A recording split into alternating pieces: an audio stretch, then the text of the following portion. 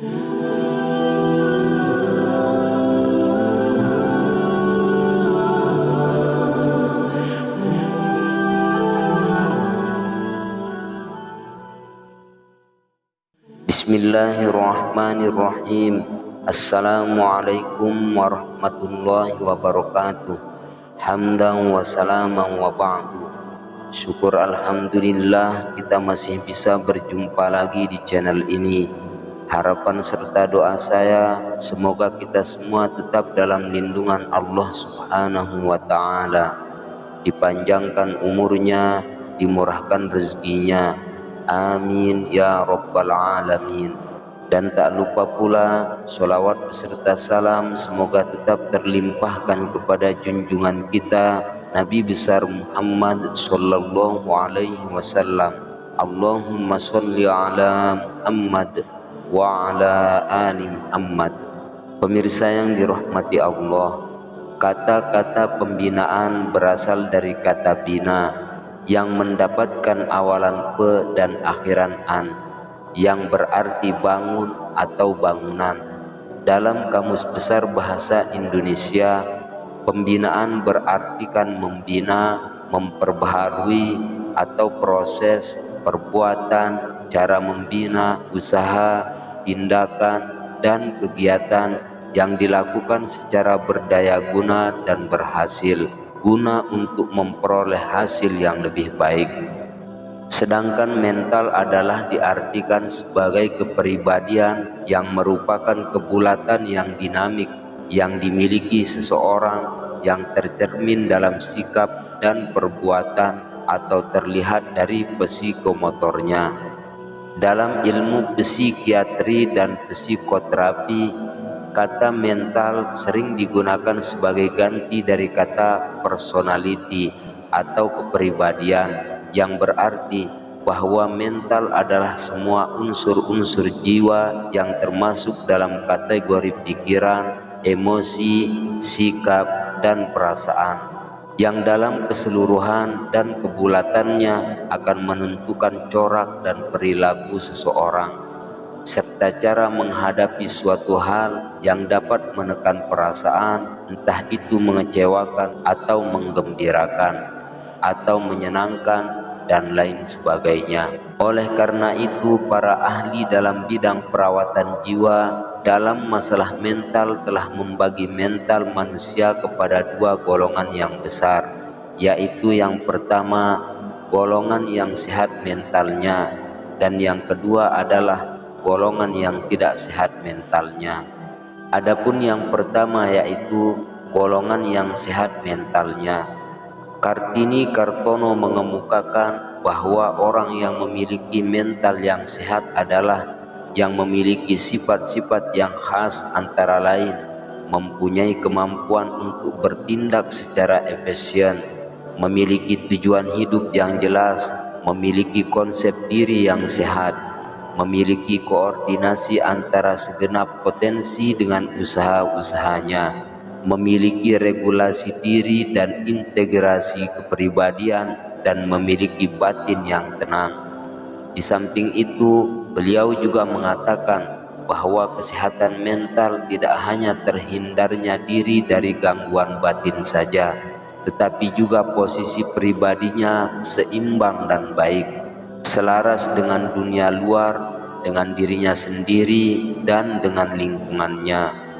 Menurut Dr. Jalaluddin dalam bukunya yang berjudul Psikologi Agama, bahwa kesehatan mental merupakan suatu kondisi batin yang senantiasa berada dalam keadaan tenang, aman, dan tentram, dan upaya untuk menemukan ketenangan batin dapat dilakukan antara lain melalui penyesuaian diri secara resignasi atau penyerahan diri sepenuhnya kepada Allah Subhanahu wa ta'ala. Sedangkan menurut paham ilmu kedokteran, kesehatan mental merupakan suatu kondisi yang memungkinkan perkembangan fisik, intelektual, dan emosional yang optimal dari seseorang, dan perkembangan itu berjalan selaras dengan keadaan orang lain. Dr. Zakiah Darajat mendefinisikan bahwa mental yang sehat adalah terwujudnya keserasian yang sungguh-sungguh antara fungsi-fungsi kejiwaan dan terciptanya penyesuaian diri antara individu dengan dirinya sendiri dan lingkungannya berdasarkan keimanan dan ketakwaannya, serta bertujuan untuk mencapai hidup bermakna dan bahagia di dunia dan akhirat.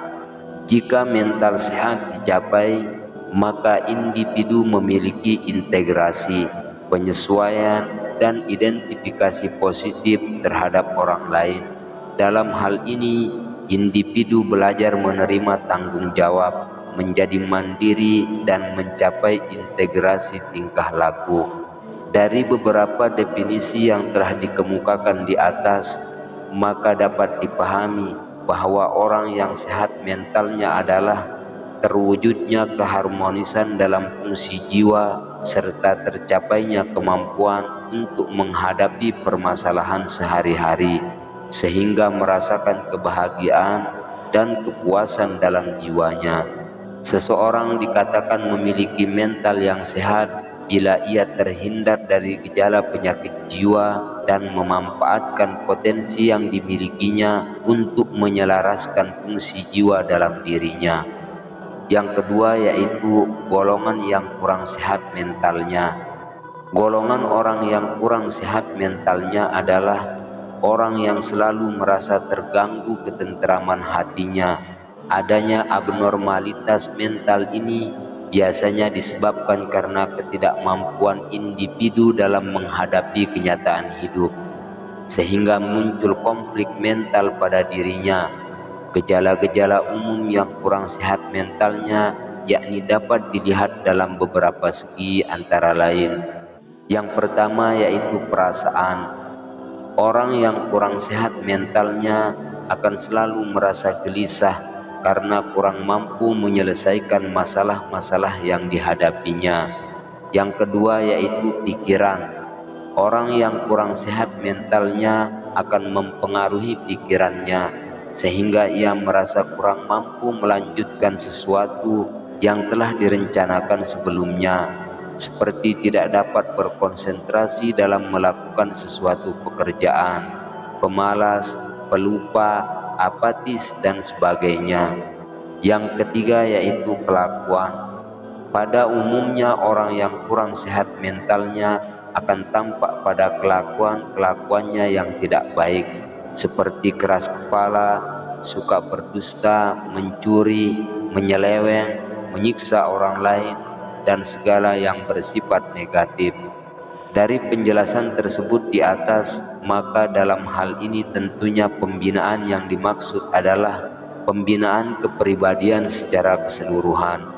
Pembinaan mental secara efektif dilakukan dengan memperhatikan faktor kejiwaan sasaran yang akan dibina.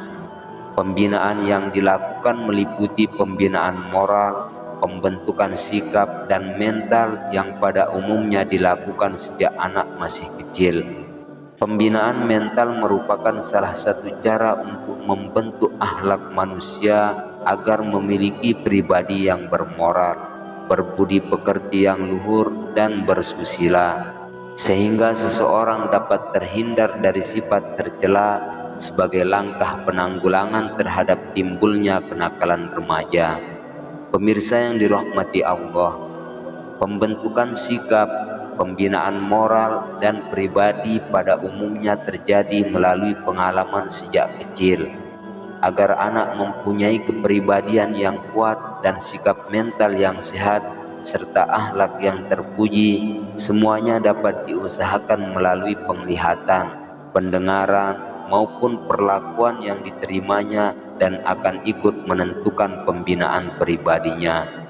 Pembinaan mental atau jiwa merupakan tumpuan perhatian pertama dalam misi Islam untuk menciptakan manusia yang berakhlak mulia. Islam telah mengajarkan bahwa pembinaan jiwa harus lebih diutamakan daripada pembinaan fisik atau pembinaan pada aspek-aspek lain.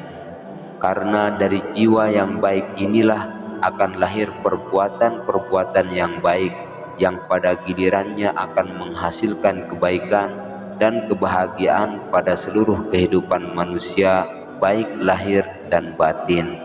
Menurut Quraisy Shihab dalam bukunya yang berjudul Membumikan Al-Quran, bahwa manusia yang dibina adalah makhluk yang mempunyai unsur-unsur jasmani material dan akal dan jiwa immaterial. Pembinaan akalnya menghasilkan keterampilan, dan yang paling penting adalah pembinaan jiwanya yang menghasilkan kesucian dan akhlak. Dengan demikian terciptalah manusia dua dimensi dalam satu keseimbangan. Dengan demikian, pembinaan mental adalah usaha untuk memperbaiki dan memperbaharui suatu tindakan atau tingkah laku seseorang melalui bimbingan mental atau jiwanya, sehingga memiliki kepribadian yang sehat, akhlak yang terpuji, dan bertanggung jawab dalam menjalani kehidupannya. Wallahu a'lam bishawab. Demikianlah yang dapat saya sajikan untuk para pemirsa. Semoga ada manfaatnya. Sekian, wassalamualaikum warahmatullahi wabarakatuh.